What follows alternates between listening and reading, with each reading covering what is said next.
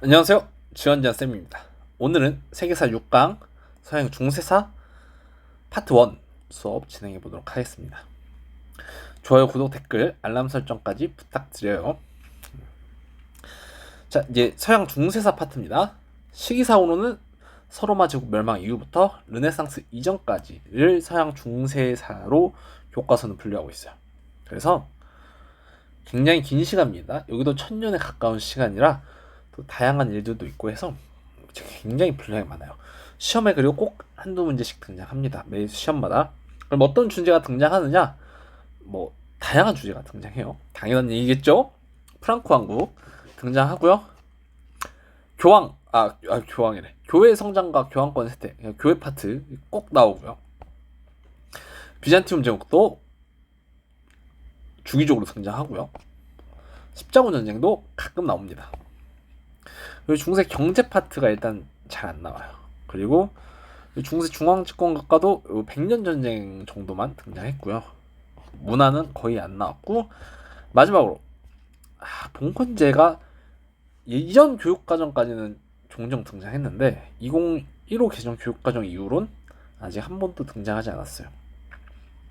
이게 내용은 많은데 등장하지 않는 주제들의 특징이라 함은 내가 생각했을 때 출제할 교수님이 없는 게 가장 큰 문제점이지 않을까? 그래서 출제가 안 되지 않나? 이렇게 생각을 하고 있고요. 교수님만 아마 구해지면 봉건제는 산업혁명이든 언제든 등장될 거라고 생각합니다. 그래서 오늘은 프랑크 왕국, 봉건제, 그리고 교회 성장까지 살펴볼 거예요. 아시겠죠? 자, 프랑크 왕국 보겠습니다.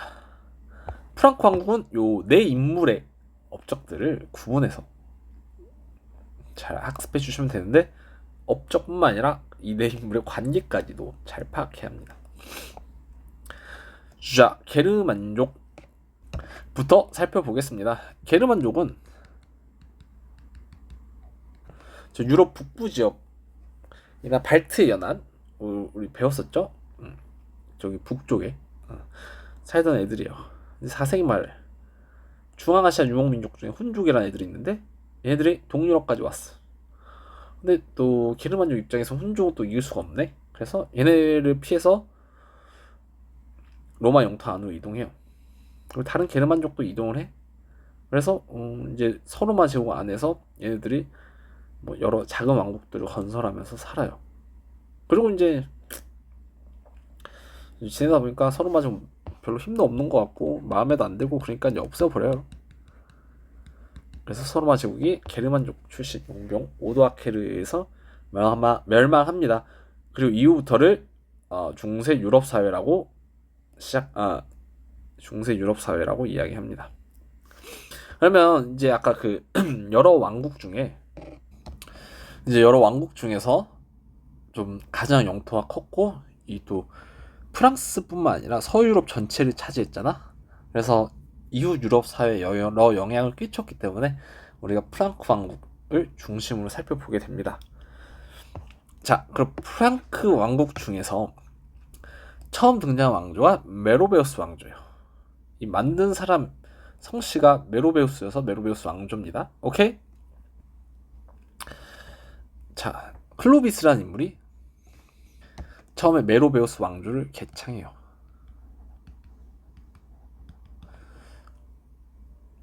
그래서 갈리아 지방이 어디냐? 지금의 프랑스. 여기서 보면 여기 서프랑크 쪽 있죠? 여기를 대략 갈리아 지방이라고 이해하시면 됩니다. 오케이? 그래서 이쪽에서 건국을 해요. 그리고 영토를 계속 확장해 나가는 거죠. 클로비스는 그 이제 프랑크 왕국도 게르만족 애들이잖아. 근데 처음에 여기 왔을 때는 기존에 로마인들이 살고 있었다고. 근데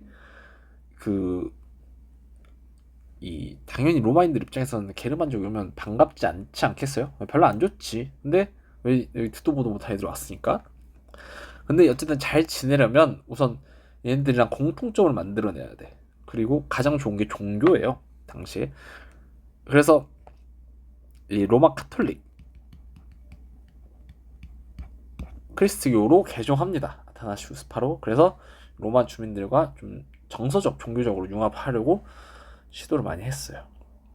아시겠죠? 이게 클로비스 업적이고, 그 다음 클로비스는 이제 5세기 사람인데 이후에 8세기 때 칼로스 마르텔이라는 제상이 등장합니다. 제상은 신하예요. 신하, 가장 높은 신하. 그래서 프랑코 왕국의 제상은 궁제라고 합니다. 그래서 궁제까지 알아둡시다. 얘는 투르 푸아티에 전투에서 우마이야 왕조와 싸워가지고 이깁니다. 우마이야 왕조가 여기 이베리아 반도를 거쳐서 여기까지 올라왔거든요. 여기 프랑크 이쪽쯤에 투르랑 푸아티라는 지역이 있어. 이제 여기서 우마이야 왕조를 막아섭니다. 그래서 우마이야 왕조는 이베리아 반도에서 멈추게 되죠. 이 투르 푸아티 전투에서 패배하면서. 그러니까 카르로스 마르텔을 이겼다. 오케이? 그리고 롬바르드족, 얘네도 게르만족 중에 하나인데 이탈리아에 살던 애들이거든요. 이제 교황청이 이탈리아에 있어. 여기 보이죠? 교황령. 근데 요 교황청이 롬바르드족에 침입을 받았는데 그걸 도와줍니다. 아시겠죠?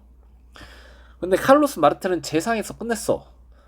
다만 이 칼로스 마르텔의 아들이 누구예요? 피핀이에요. 피핀이 본인도 제상인데 피핀도 제상인데 피핀 입장에서는 나는 제상으로 성에 안 차. 그쵸? 인간의 욕심은 끝이 없어요. 그래서 본인이 왕이 됩니다. 그리고 아버지를 보면 알겠지만 집안이 카를로스 집안이죠. 그래서 카를로스를 따서 카를로스 왕조를 개창해요. 교황도 아버지 때부터 사이가 좋았기 때문에 지지합니다. 그리고 이 중부 이탈리아 지역 여기를 교황이 있는 요 교황령을, 사실 이 교황청이 저기 있었지 그 주변의 땅은 교황께 아직은 아니었거든요. 근데 이 중부 이탈리아 지역을 아까 위에 롬바르드족을 공격해서 이탈리아 중부 지역을 피핀이 확보합니다. 이걸 교황에게 기증해요. 자, 다시 아까 칼로스 마르텔 때 여기 교황청이 여기 있어요. 교황청만 있고 당시 주변 지역은 교황의 땅이 아니었어요.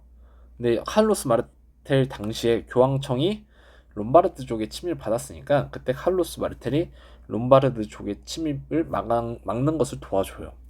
그리고 피피는 이 주변 롬바르드 지역을 아직 그 롬바르드족 애들이 남아 있으니까 걔네들을 공격해서 다 처리하고 그 주변 지역을 교황령으로 만들어서 교황청에게 줘요. 교황에게. 그러면 그 지역이 교황령이 됩니다. 아시겠죠? 이 말 이해 가나요? 이해 가죠? 피핀이 그 이탈리아 중부 지역을 차지해. 롬바르드족을 공격해서 그 차지해서 그걸 교황에게 줬다. 그게 교황청이 됐다. 오케이? 그래서 이 문장 피핀 업적으로 나오니까 잘 알아둡시다. 그리고 피핀의 아들이 칼로스 되죠. 자, 여기서 보면 아들이죠. 이렇게 해서 물어보는 시험 많아요. 그러니까 피핀의 아버지가 누구다.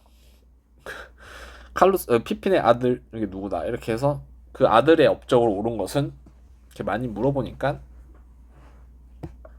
관계까지 알아둬야 됩니다. 이때가 프랑코 왕국 최전성기예요. 그래서 옛 서로마 제국의 영토를 대부분 회복해요. 그러니까 서로마 제국의 영토야. 그래서 이만큼만 확보한 거야. 동로마 제국 여기 따로 있기 때문에. 오케이? 그래서 정복지에 교회도 설립하고 크리스트교도 전파해요. 칼로스 르네상스라 해서 우선 궁정학교를 설립합니다. 어디? 수도 아헨에. 얘네 프랑코 왕국 수도가 아헨인 것도 알아야 돼요. 이것도 나왔어요. 그래서 고전이나 라틴어 연구.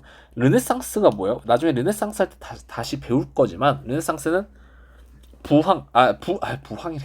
죄송해요. 부활, 재생이란 뜻이에요. 그러니까 옛 문화를 부활시키는 걸 르네상스라고 해. 그래서 칼로스 때도 옛 문화라고 하면 고전, 그리스 고전, 로마 고전, 그리고 라틴어 연구, 그리고 그리스 로마 문화의 부흥을 일으켜요. 그러니까 여러 그리스 로마 때 연구나 문화나 작품 같은 걸 많이 다시 공부하고 부흥시키는 걸 칼로스 르네상스라고 합니다. 오케이? 이게 이제 훗날 서유럽 문화의 된다고 해요. 그래서 로마 문화, 그래서 칼로스 르네상스로 부흥한 로마 문화, 그리고 얘네 크리스트 교 있죠. 그리고 얘네가 게르만족이죠. 그래서 이 세 문화가 융합된 문화가 서로 문화의 깃들이 되었다고 합니다. 오케이? 그리고 서로마 황제로 대관해요. 교황 레오 3세가 칼로스 대제를 서로마 황제로 대관합니다. 그래서 둘 사이는 더더더 친해져요. 그럼 여기서 의문이 드는 게 서로마는 멸망했는데 왜 서로마 황제로 대관을 하나요? 라고 물어볼 거야. 이거는 그냥 이제 공식적인 서로마는 없지만 그러니까 상징적으로 황제로 임명해 주는 거예요. 오케이? 뭔지 알아요? 상징적으로? 그냥 뭐 여러분 얘기하면 그냥 뽀대용? 무슨 말인지 아나 이 말? 보여주기식?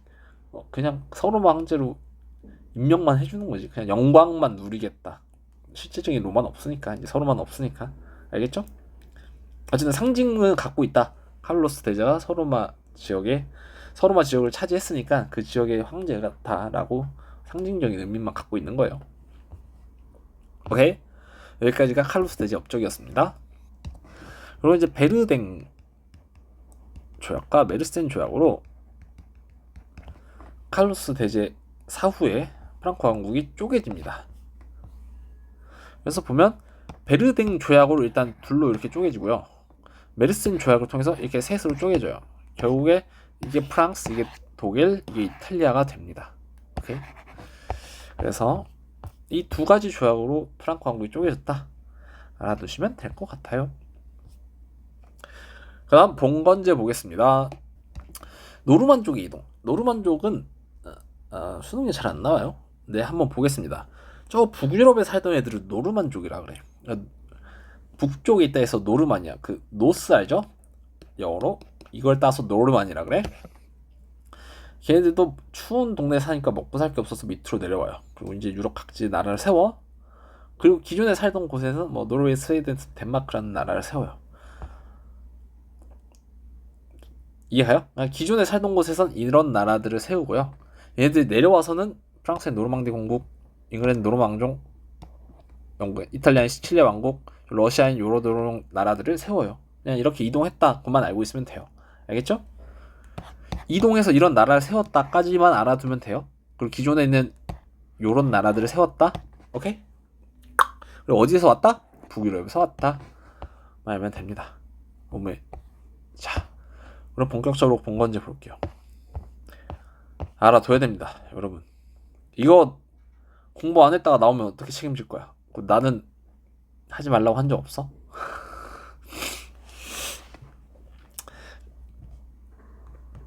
이왕 합시다. 그렇게 어렵지 않아요.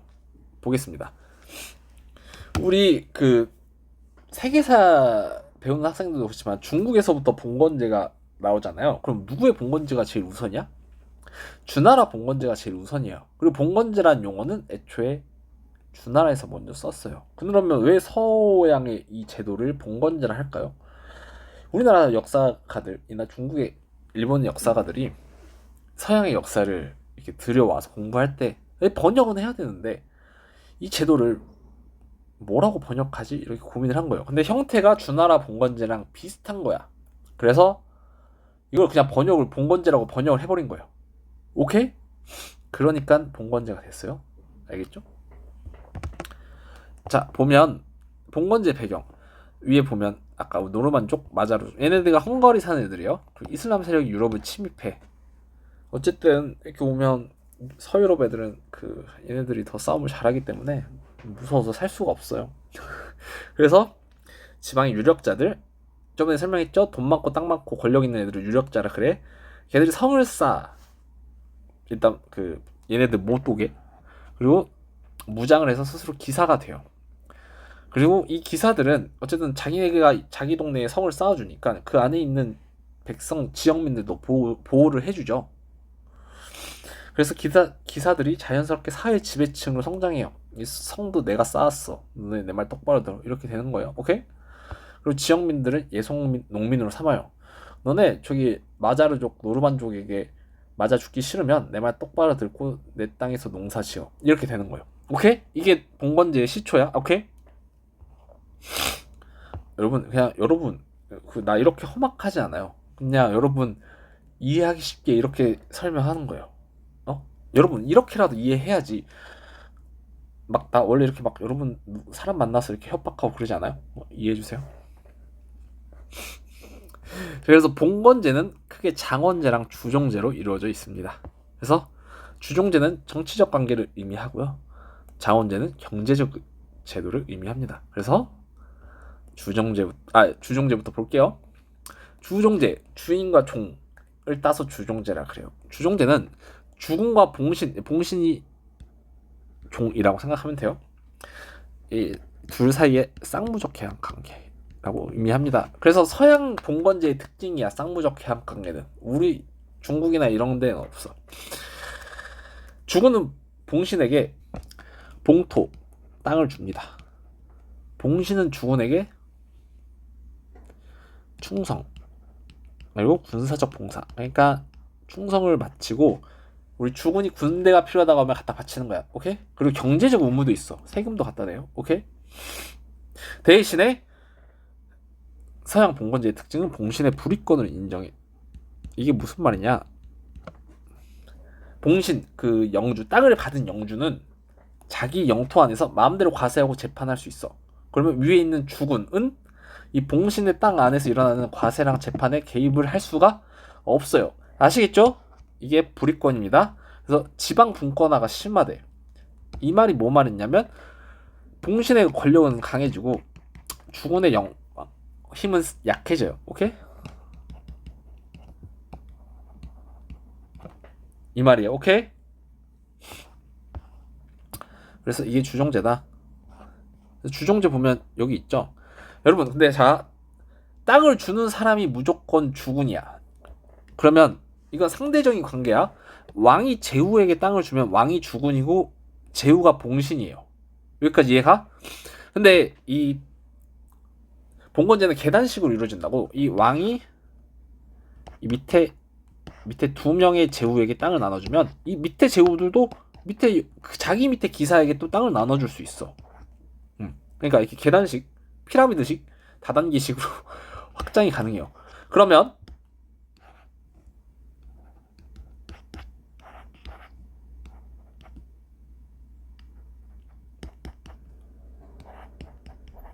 근데 갈수록 땅 크기는 작아지지. 오케이?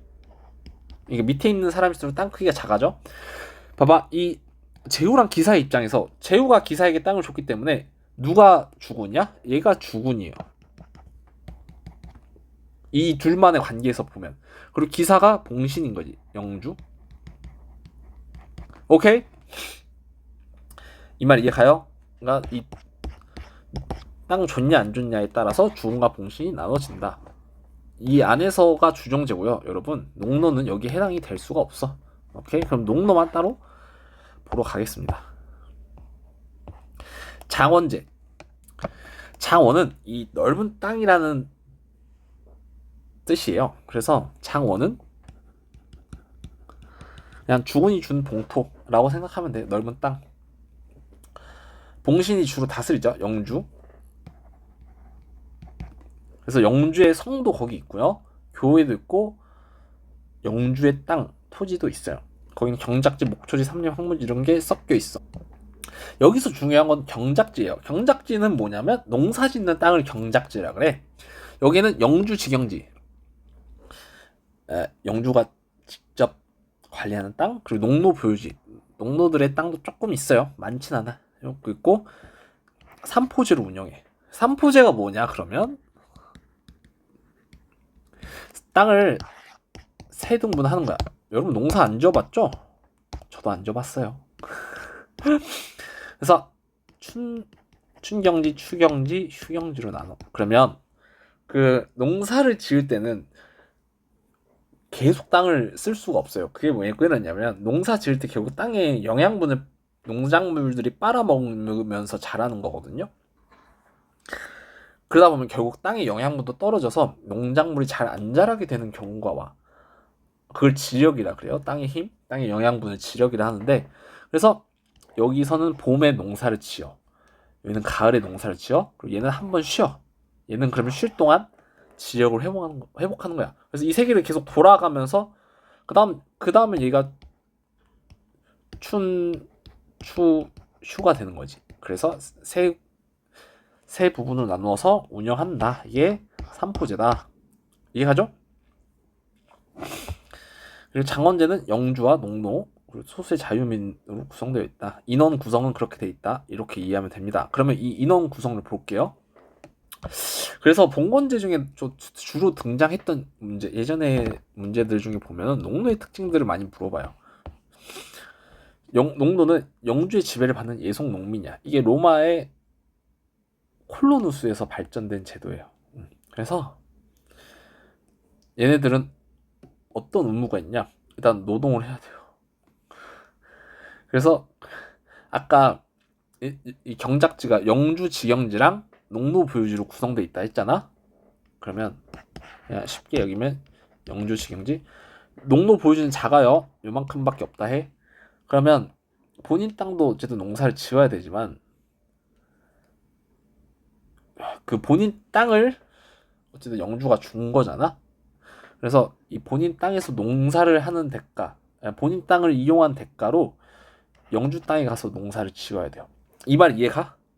그러니까 이게 자기 땅이야. 농노 입장에서 이거 영주 땅이지. 자기 땅에서 농사를 짓게 해준 걸 영주가 허락해줬다고 보는 거야. 그러면 뭐 이해 안 가지 우리 입장에서? 근데 자기 땅에서 농사 짓는 거에 대한 대가, 영주님 제 땅에서 농사 짓게 해주셔서 감사합니다의 대가로 영주 땅에 가서 주에 2, 3일은 농사를 짓는다고. 오케이? 여기 말 이해 갔어? 말도 안 되는 일이지만 옛날에 그런 일이 있었어요. 그리고 공납도 바치고 현물, 그러니까 물건 같은 거, 뭐 비단이던 뭐 쌀이던, 쌀 없지, 밀이던 갖다 바쳐요 얘네는. 오케이? 그리고 기타 여러 가지 세금이 너무 많고, 재판을 받을 때는 무조건 영주의 법정에서 재판을 받아야 돼. 근데 이 재판도 이용 시설이잖아. 법정도. 그러니까 이 법정을 포함한 여러 장원 내 시설을 강제로 이용해야 돼.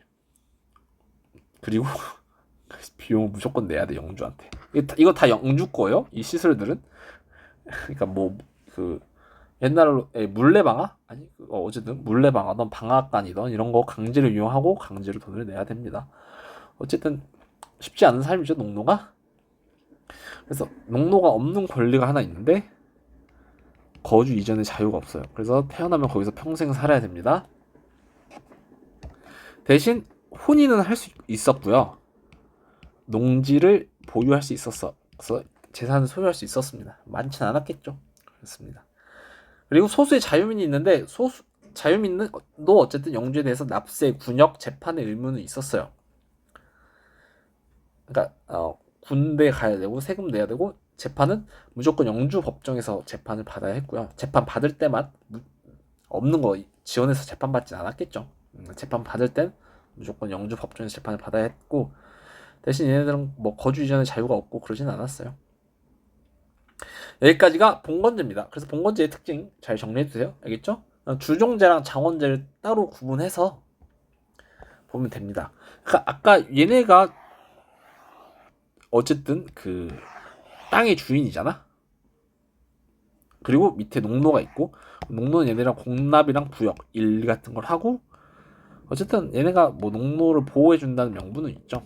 그래서 얘네가 다 영주고 얘네가 농노여서 이렇게 둘 간의 관계를 보면 이게 장원제다. 이렇게 볼 수 있습니다.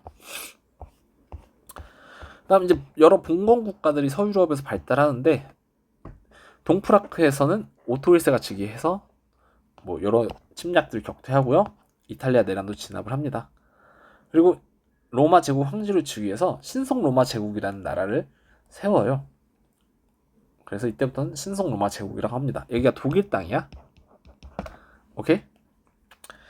그리고 프랑스에선 카페 왕조가 개창되고요. 영국에선 노르만족이 노르만 왕조를 개창하고, 이 윌리엄이라는 인물이 둠즈데이 북, 이래서 토지 대장 같은 걸 만듭니다. 이런 정도가 있었다 알아두시면 될 것 같아요. 자, 그러면 너무 중요한 교회 성장과 교황권의 세태 보겠습니다. 자, 이제 기존의 로마의 교구, 그러니까 그 지역에서 가장 높은 교회라고 생각하면 돼. 교구가 5개가 있었는데 7세기 이후에는 딱 2개만 남아요. 서쪽은 로마 교구가, 동쪽은 콘스탄티노폴리스 교구가 관리를 했습니다. 이때 비잔티움 제국 황제 레오 3세가 성상 파괴령을 발표해요. 이것도 알아야겠죠? 비잔티움 제국에서 발표했어. 성상 숭배를 금지해. 성상 숭배가 뭐냐면 이 예수 상이나 이런 거에 대해서 기도를 하는 걸 성상 숭배라 그래요. 하지 말래. 왜 그런지 모르겠어요. 하지 말래요. 근데 로마 교회, 서쪽의 로마 교회는 게르만족 표기를 위해서 성상 숭배가 필수래요. 그것도 왜 그런지 모르겠어. 이 성상의 숭배를 하면 뭐가 다른가요? 제가 교회를 안 다녀서 잘 모르겠네요. 어쨌든 좀 이게 포교가 더 잘 됐나 봐요. 성상의 숭배를 하면. 근데 어쨌든 잘 됐는데 하지 말라고 하면 싫죠. 그래서 로마는 이거 성상 파괴를 거부합니다. 이때부터 동서교회가 대립하기 시작해요. 결국 동서교회가 분열됩니다. 1054년에. 그래서 서쪽은 로마 카톨릭 교회, 동쪽은 그리스 정교회로 분리됩니다. 오케이? 그래서 그리스 정교회, 이 동쪽 교회에 대한 내용은 비잔티움 제국 때 다시 볼 거예요. 아시겠죠? 자, 로마 카톨릭 교회의 특징. 요 특징은 잘 안 나오는데 그냥 이해하려고 한번 볼게요. 그러니까 로마 카톨릭 교회가 어떤 특징이 있는지 이해하는 데 도움이 되니까 살짝 살펴보겠습니다. 개서제라 해서 교회 내 서열이 있어. 교황, 대주교, 주교, 사제. 오케이? 이게 단계별로 있고요. 그러니까 여러분, 근데 로마 카톨릭이 뭐냐면 우리나라로 치면 성당 다니는 분들, 여기 천주교로 하죠. 거기가 로마 카톨릭이에요. 그러면 의문점이 들었고, 선생님 교회는 뭔가요? 교회 지금 다니는 교회? 거기는 개신교라 하잖아. 우리나라는 기독교. 우리나라는 교회 다니면 기독교라 하죠. 이게 엄밀히 우리 역사 교과서에, 세계사 교과서에서 보면 개신교예요. 개신교 언제 나오게? 이때 종교개혁 이후에 등장하는 애들이 다 개신교예요.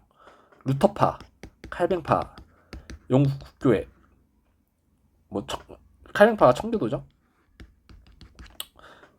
얘네가 다 개신교입니다. 오케이? 그래서 얘네를 신교, 구교라고 해요. 오케이? 그래서 요 구분해야 됩니다, 여러분. 나중에 누가 누구고 이거 이제 막 헷갈리기 시작하면 끝도 없어. 오케이? 이 둘이 이렇게 다르고 그리스 정교회는 그냥 그리스 정교회만 있어요. 오케이? 그래서 우리 막 교황 하잖아요. 교황은 로마 카톨릭의 대빵, 그러니까 천주교의 대빵. 오케이? 그래서 은근 개신교 분들은 교황에 대해 관심이 없어요. 알겠죠? 그리고 얘네는 신문제를 정당화해. 성직자, 영주, 농노의 신문제를 정당화해. 이게 성서에 나와 있대요. 그래서 정당하고요. 교황이 세속군주 대관식을 해줘요. 그래서 세속군주, 그냥 그 지역의 왕 이런 얘들의 통치권에 신적인 권위를 부여해요. 그러니까 아까 왕권 신수설, 뭐 천명사상 이런 거랑 비슷한 거예요. 자네의 통치는 하늘이 부여했다. 오케이? 그럼 대신 교회는 이 세속군주들에게 토지를 좀 받지. 그러면 토지만 받겠어? 그 안에 있는 농노들도 같이 받겠죠? 그러니까 교회 자체가 대토지랑 농민들을 소유해. 그래서 교회 자체가 강력한 봉건 세력이 되기도 합니다. 그리고 성직자들이 세속군주의 봉신이 되기도 해. 그러니까 좀 돈 없는 성직자들은 저기 세속군주 밑에 들어가서 땅 받고 농민 받고 자기네들이 봉신이 되기도 하죠. 그러면 이 세속군주 밑으로 교회들이 봉신으로 들어가면 그 지역의 교회의 성직자 임명권은 그 지역의 세속군주, 왕이나 황제들이 갖겠죠. 이 말이 이해가요? 그래서 교회가 결국 뭐가 돼? 개판이 됐다. 그래가지고 이 로마 카톨릭이 세속 군주가 성직자 서인권을 차지하고 막 교회들이 저 세속 군주 밑으로 들어가서 봉신이 되고 그리고 막 성직자들이 결혼하고 신부님들 지금 천주교 신부님들은 나도 결혼이 안 되는 걸로 알고 있어요. 이건 틀리면 얘기해 주세요. 지금은 어쨌든 성직자들이 혼인이 안 되는데 혼인하고 막 성직 매매하고 문제가 많으니까 콜리니 수도원에서 개혁 운동을 전개합니다. 그래서 교회 정화 운동 그리고 베네딕트 귤이라 해서 이게 뭐 청빈, 순명, 정결 그냥 이딴 거 하지 말자 이거죠. 오케이? 우리도 교회답게 교회면 교회답게 깔끔하게 세속 군주와 순절하고 그렇게 행동하자 이런 걸 강조합니다. 클리니 수동 개혁 운동이 이게 10세기예요. 그래서 이게 10세기인지만 알면 돼요. 아시겠죠? 근데 어쨌든 이런 클리니 수동 개혁 운동을 전개하는 과정 중에 교회랑 세속 군주들이랑 싸우는 상황이 발생합니다. 그래서 첫 번째 사건이 카노사의 굴욕이에요. 자, 이 클리니 수도원 출신의 그레고리우스 7세가 교황으로 임명됩니다. 얘기했듯이 얘네는 세속 군주가 성직자 서임권을 갖는 거를 금지했어요. 그 클리니 수도원 개혁 운동 때부터. 근데 그 운동을 전개했던 그레고리우스 7세가 교황이 됐네. 이제는 진짜 없앨 거야. 그래서 그레고리우스 7세가 성직자 서임권을 금지합니다. 왜냐면 세속 군주가 성직자를 임명하는 걸 금지해요. 그러면 당시 가장 막강했던 세속 군주가 신성 로마 제국의 하인리 4세입니다. 그래서 당연히 하인리 4세는 이 그레고리우스 7세에게 반발을 해요. 그때 그레고리우스 7세가 하인리 4세를 파문해 이제 황제 자리에서 쫓아냈죠. 결국 이 하인리 4세가 그레고리우스 7세에게 가서 무릎을 꿇습니다. 어디 앞에서? 카노사 성 앞에서 무릎을 꿇어요. 그래서 카노사의 굴욕입니다. 오케이? 그리고 나중에 50년이 지나서 보름스 협약을 통해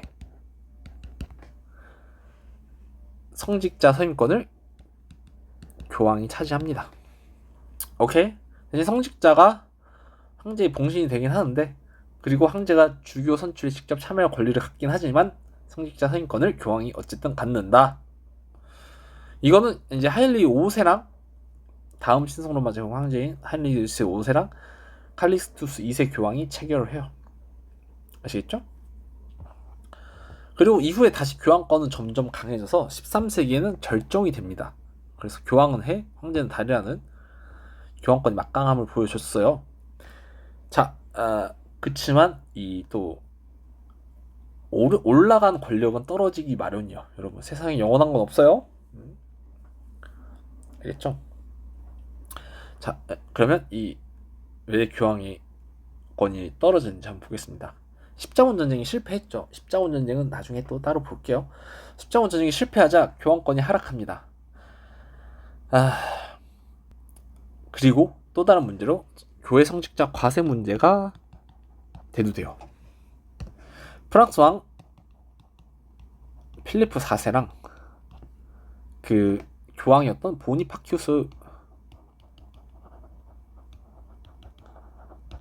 8세가 싸웁니다. 왜 싸웠냐? 필리프 4세가 나라에 돈이 없으니까 교회랑 성직자에게 과세하려고 해요. 여기는 땅도 많고 돈도 많은데 세금 좀 내라 이렇게 한 거죠. 교황이었던 보니파큐스는 안 되죠. 어디 감히 신성한 하느님의 돈에 하느님한테 내는 돈을 그 나라에게 바치냐? 말도 안 된다. 그래서 필리프 4세가 삼부회를 소집합니다. 그래서 국민의 지지를 확보해요. 국민들도 그래 교회 세금 내는 거 오케이 해요. 그리고 필리프 4세가 보니파큐스 8세를 가둡니다. 감옥에. 근데 이 충격으로 곧 죽어요. 보니파큐스 8세는. 그리고 필리프 4세가 클레멘스 5세를 교황 자리에 앉혀요. 자기 오른팔이겠죠. 그래서 그 클레멘스 5세는 교황청을 아비뇽 이 프랑스 남쪽에 있는 땅이에요. 아비뇽으로 이주합니다. 그리고 프랑스 왕이 교황을 통제하기 시작해요. 이걸 아비뇽 유수라고 합니다. 유수는 잡아 가둔다는 뜻인데 그냥 교황을 이제 아비뇽에 두었다, 가뒀다 이렇게 이해하시면 될 것 같아요. 아비뇽 유수입니다. 그래서 어쨌든 일단 설명 먼저 할게. 그러면 이때는 교황청이 아비뇽에 있어요. 근데 이 1309년부터 1377년까지잖아. 근데 1378년부터 교황청이 로마로 되돌아가요. 다만 아비뇽에서도 교황을 계속 따로 선출해. 그러면 교황이 어디야? 교황이 어디래? 교황이 몇 명이야? 2명이요. 오케이? 로마와 아비뇽에서 각각 교황을 뽑아요. 이걸 교회 대분열이라 그래. 오케이? 그럼 누가 진짜냐? 이제 정통성 갖고 싸우는 거야 서로. 그럼 교황이 2명이네. 지그들끼리 싸우네 하면서 이제 사람들이 좋게 안 보죠. 개판이 되는 거예요 또. 이 당시에 교회 대분열 당시에 위클리프랑 흡수와 교회 개혁 운동을 전개해요. 그래서 위클리프랑 흡수가 교회의 타락을 비판하고 성서에 기반한 신앙을 강조하죠. 결국 이제 콘스탄츠 공의회를 열어서 교회 대분열을 종식합니다. 로마 교황을 정통으로 인정해요. 즉 이제 로마에만 교황청이 하나로 합쳐지는 거야. 오케이? 아비뇽 문 닫아요. 이해 가죠? 대신에 어쨌든 그냥 로마 교황을 정통으로 인정해. 그리고 자기들한테 싫은 소리 하는 애들은 살려둘 수가 없어. 위클리프를 2단으로 규정하고요. 후스를 화형에 처합니다. 오케이? 이런 게 안타까운 점이죠. 그냥 이렇게 없어져. 어쨌든 여기까지가 교황권의 세택 과정입니다. 오케이? 자, 그래서 이 교황과 황제 대립부터 교황권의 세태의 흐름 먼저 잡고요. 클린지 수도원 개혁 운동부터 잡아주자. 여기서부터 교황권 세태까지 흐름 잡고요. 각 사건의 내용 무조건 알아야 되고 제일 중요한 거 여기는 연도 무조건 알아야 돼. 아비뇽 유수, 교회 대분열, 콘스탄츠 공의회 연도 모르면 끝납니다. 그리고 얘네도 연도 알아야 돼. 이 사이사이에 뭐가 들어가는지 무조건 알아야 되거든요. 얘기했어요. 연도 외우라고.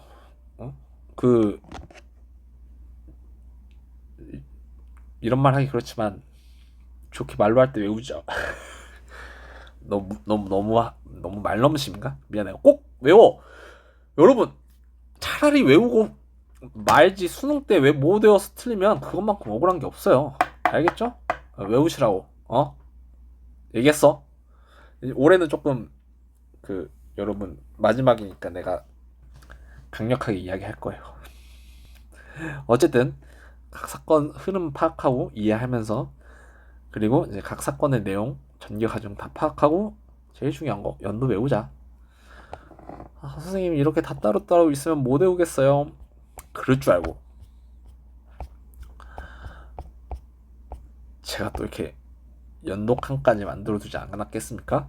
이것까지 만들어뒀는데 못 외웠다? 난 진짜 너무 서운해. 제발 외워줘. 내가 시험 때 연도 때문에 틀리는 거 보면 막 연도 문제 오답률 탑5 안에 들잖아요. 그건 진짜 너무 억울한 것도 있고 슬퍼. 연도는 외우면 그만인데 그거 막 너무 슬퍼요. 내가 막 사료와 해석이 어려워요. 막 평권이 사료에서 낚시형 키워드를 넣어놨어요. 지리 문제 너무 어렵게 냈어요. 내가 다 이해해. 어려운 거 다 이해한다고. 근데 연도 막 오답률 안에 탑5 안에 들면 내가 진짜 너무 슬퍼. 연도는 제발 꼭 외워주세요. 알겠죠? 다른 것도 다 해야 되는데 꼭 외웁시다. 여기까지 하고요. 다음 주에 비잔티움부터 다시 시작해 보겠습니다. 여러분. 그리고 이거 잔소리 한마디만 더 하겠어. 이거 끝났다고 그냥 책 덮고 자지 말고 꼭 복습하세요. 다시 본인이 한번 설명해보고 내가 설명한 것처럼 설명해보고 여기 지워서 그 태블릿으로 쓰는 학생들은 여기 지워서 본인이 빈칸 한 번 더 채우고 백지 복수 꼭 하고요. 귀찮다고 안 하지 말고, 알겠죠? 그 다음에 선지 다 하나하나 꼼꼼히 봐요. 내가 진짜 21학년도부터, 그리고 본건지는 옛날 것까지 넣었어요. 그리고 21학년도부터 26학년도 내용까지 전부 다 넣었어요. 그리고 연도도 보고 문제도 풀어보세요. 알겠죠?